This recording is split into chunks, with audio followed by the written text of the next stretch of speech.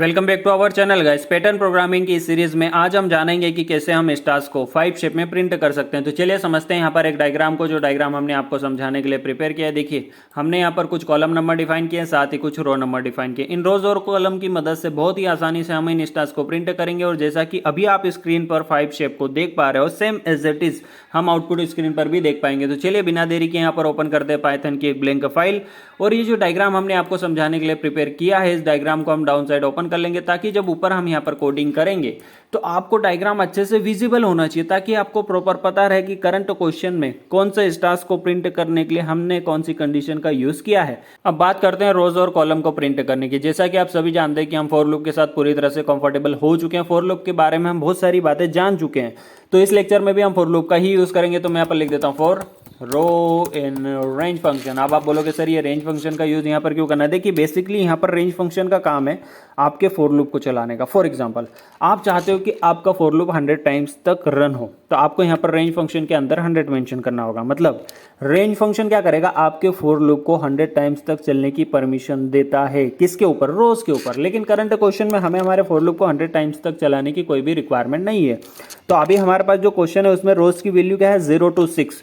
तो टोटल कितने होते हैं? 7। तो हमें यहाँ पर 7 मेंशन करना होगा। अब आप इसको ऐसे भी समझ सकते हो कि जो आपका रेंज फंक्शन है ना, वो n-1 वैल्यू तक वेरी करता है। अगर आप यहाँ पर 7 को मेंशन कर रहे हो, तो आपका जो रेंज फंक्शन है ना, वो फॉर लूप को 0 to 6 ही चलने की परमिशन देगा। तो आई होप कि आपको यहाँ पर रेंज फंक्शन समझ में आ चुका होगा।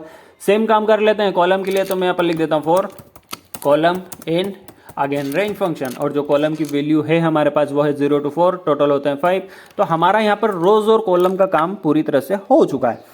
अब बात करते हैं कि कौन से रो नंबर और कौन से कॉलम नंबर पर हमें इन स्टार्स को प्रिंट करना है और कहाँ पर नहीं करना है। देखिए, यहाँ पर दोनों चीज इंपॉर्टेंट है। कैसे? देखिए, अगर मैं माउस से मार्क करता हूँ यहाँ पर डायग्राम में, तो ये जो स्पेस है ना, इस स्पेस को भी आपको कहीं ना कहीं प्रोग्राम में डिफाइन करना होगा। तो ये जो कंडीशनल वाले काम होते हैं कि कहाँ पर आपको क्या करना है, ये हम बहुत ही अच्छे से इफ एल्स कंडीशन की मदद से हैंडल कर सकते हैं। तो मैं यहाँ पर इफ एल्स कंडीशन का यूज करता हूँ। इफ कंडीशन के अंदर हम वो सारी कंडीशन मेंशन करेंगे जहां पर हमें इन स्टार्स को प्रिंट करना है, और बाकी का जो पार्ट है वो एल्स कंडीशन के अंदर बहुत ही अच्छे से हम डिफाइन कर सकते हैं। तो अगर अब हम डायग्राम को ध्यान से देखें, तो हमें रो नंबर 0, रो नंबर 3 और रो नंबर 6 के सारे स्टार्स की रिक्वायरमेंट है। तो इसके लिए मैं यहाँ पर एक साथ एक कंडीशन लिख सकता हूँ। मैं यहाँ पर लिख सकता हूँ रो इक्वल टू 0, और ऑपरेटर के साथ रो इक्वल टू 3, और ऑपरेटर के साथ रो इक्वल टू 6।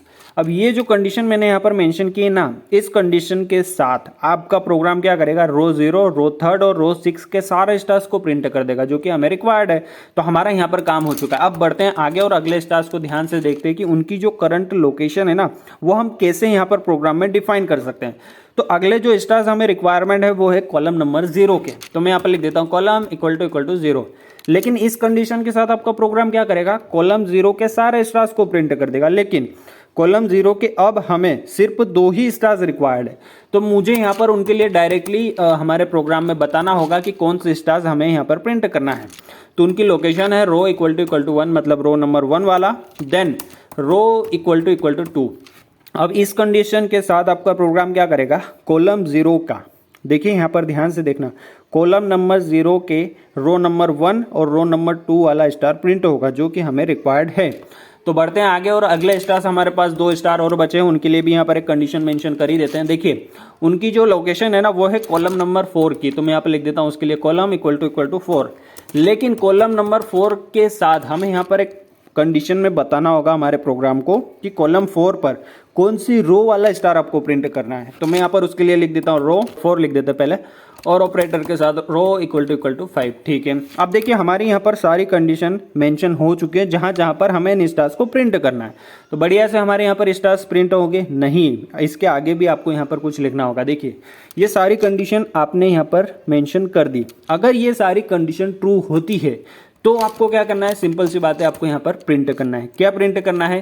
सीधी सी बात है, हम स्टार्स की मदद से 5 शेप को देखने के लिए आए हैं, तो प्रिंट भी स्टार ही करेंगे। तो मैं यहाँ पर लिख देता हूँ प्रिंट स्टार। ठीक है, लेकिन इसके साथ हम यहाँ पर यूज करते हैं एक एंड फंक्शन। अब आप बोलोगे सर ये एंड फंक्शन का बर्डन यहाँ पर क्यों डाल रहे हो, फालतू में इसका यूज क्यों करना है? देखिए, एंड फंक्शन का यूज बेसिकली हम तब करते हैं जब हमें जो भी प्रिंट करना होता है या फिर प्रिंट की गई लाइन के एंड में कुछ भी मॉडिफाई करना होता है। फॉर एग्जांपल, अगर आप चाहते हो कि आप जो भी प्रिंट करो उसके एंड में 222 आए, तो आप यहाँ पर 222 मेंशन कर सकते हो। मतलब एंड फंक्शन क्या करता है, same as it is line के एंड में ऐड हो जाता है। मतलब आपको लाइन के एंड में जो भी मॉडिफाई करना होता है तो आप एंड फंक्शन की मदद से बहुत ही अच्छे से कर सकते हो। लेकिन फिलहाल में हमें ऐसा कुछ भी ऐड या मॉडिफाई नहीं करना है। हम क्या चाहते हैं, देखिए पाइथन प्रोग्रामिंग में जब भी आप कुछ प्रिंट करते हो ना, तो पाइथन की ओर से बाय डिफ़ॉल्ट, ये आप नहीं करते हो, बाय डिफ़ॉल्ट आपको लाइन के एंड में कुछ स्पेसेस रह जाते हैं या फिर छोड़ दिए जाते हैं। उन स्पेसेस को रिमूव करने के लिए हम यहाँ पर यूज़ करते हैं पैटर्न प्रोग्रामिंग में एंड फंक्शन का। तो आई होप कि आपको यहाँ पर एंड फंक्शन पूरी तरह से समझ में आ चुका होगा। देखिए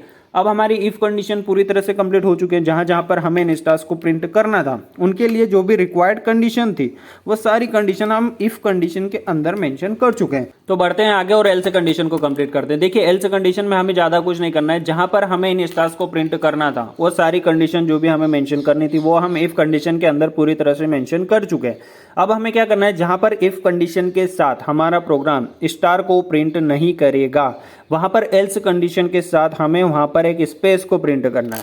तो सिंपल सी बात है, हमें यहाँ पर यूज करना होगा एक प्रिंट स्टेटमेंट, और एक स्पेस को प्रिंट करने के लिए हम यहाँ पर यूज कर सकते हैं एंड फंक्शन का, क्योंकि एंड फंक्शन में हम जो भी मेंशन करते हैं same as it is add होता है। तो अगर मैं यहाँ पर एक स्पेस को मेंशन करता हूँ तो वो भी same as it is add हो जाएगा। तो हमारा प्रोग्रामिंग का काम यहाँ पर पूरी तरह से हो चुका है, लेकिन फिर भी हम यहाँ पर एक सिंपल सा प्रिंट स्टेटमेंट का और यूज करेंगे। अब आप बोलोगे सर ये प्रिंट स्टेटमेंट का यूज यहाँ पर क्या है, देखिए ये प्रिंट स्टेटमेंट का यूज बहुत ही अच्छा है। मैं आपको आउटपुट स्क्रीन पर बताऊंगा, यहाँ पर आपको बिल्कुल समझ में नहीं आएगा। तो फिलहाल मैं इस प्रोग्राम को यहाँ पर रन करके चेक कर लेते हैं। Run run run run to the low, और बहुत ही बढ़िया से गाइस, जैसा कि हमने आपको शेप दिखाया था सेम एज इट इज आपके आउटपुट स्क्रीन पर आ चुका है। ये साइज थोड़ा छोटा लग रहा है, तो मैं यहाँ पर इस साइज को थोड़ा इंक्रीज करने के लिए यहाँ पर एंड फंक्शन में कुछ स्पेसेस को ऐड करता हूँ ताकि ये 5 का साइज थोड़ा इंक्रीज हो और आपको अच्छे से विजिबल हो। अगेन इसको रन करते हैं। बहुत बढ़िया से गाइस, देखिए हमारा 5 का शेप पूरी तरह से प्रिपेयर हो चुका है। अब यहाँ पर समझते हैं कि इस प्रिंट स्टेटमेंट का क्या यूज है। अगर मैं यहाँ पर इस प्रिंट स्टेटमेंट को कर देता हूँ कमेंट, और इसके बिना अब आपके प्रोग्राम को रन किया जाए तो देखिए आपका आउटपुट बहुत ही मजेदार आएगा। सारे स्टार्स एक लाइन में आ रहे हैं। ऐसा क्यों हो रहा है, देखिए होता क्या है, आपका फॉर लूप यहाँ पर बार बार रन होता है। तो वो क्या करता है, फर्स्ट टाइम में रन होने पर कुछ स्टार्स को पिक करता है, देन किसी लाइन पर प्रिंट करता है। ये प्रोसेस बहुत बार होती है। मान लीजिए अगर आप यहाँ पर 7 को मेंशन कर रहे हो तो 7 टाइम होगी, अगर आप यहाँ पर 100 लिख दोगे तो 100 टाइम्स होगी। लेकिन होगा क्या है, सेम लाइन उसको मिलेगी, तो वो एक ही लाइन पर आपके स्टार्स को प्रिंट किए जा रहा है। तो ये प्रिंट स्टेटमेंट यहाँ पर क्या करता है, आपके फॉर लूप को एक नई लाइन देने का काम करता है। मतलब आपका फॉर लूप एक बार रन हुआ, उसने कुछ स्टार्स को पिक किया, देन किसी लाइन पर प्रिंट किया। जब अगली बार वो किसी स्टार्स को पिक करके प्रिंट करने के लिए आएगा तो ये प्रिंट स्टेटमेंट यहाँ पर क्या करेगा, उसको एक नई लाइन देगा, वो पुरानी वाली लाइन नहीं देगा। तो ये प्रिंट स्टेटमेंट आपके फॉर लूप को एक नई लाइन देने का काम करता है, ताकि यहाँ पर आप जो भी कंडीशन मेंशन करते हो ना आपके जो भी रिक्वायर्ड शेप के लिए, वो प्रॉपर वे में आपको अच्छे से विजिबल हो। तो देखिए यहाँ पर हमारा शेप बहुत बढ़िया से विजिबल होगा और हमारा यहाँ पर शेप पूरी तरह से कंप्लीट हो चुका है। आई होप कि अभी तक आपने पैटर्न प्रोग्रामिंग की इस प्लेलिस्ट को एक्सेस कर लिया होगा। अगर नहीं किया है तो काइंडली गाइस एक्सेस कर लीजिए। यहाँ पर आपको पैटर्न प्रोग्रामिंग से रिलेटेड बहुत सारे लेक्चर्स मिल जाएंगे, जिनसे आपको अगर पैटर्न प्रोग्रामिंग में कुछ भी डाउट है तो वो आप यहाँ से क्लियर कर सकते हो। तो फिलहाल मैं इस वीडियो में इतना ही। Thank you so much for watching and I will see you in next video guys.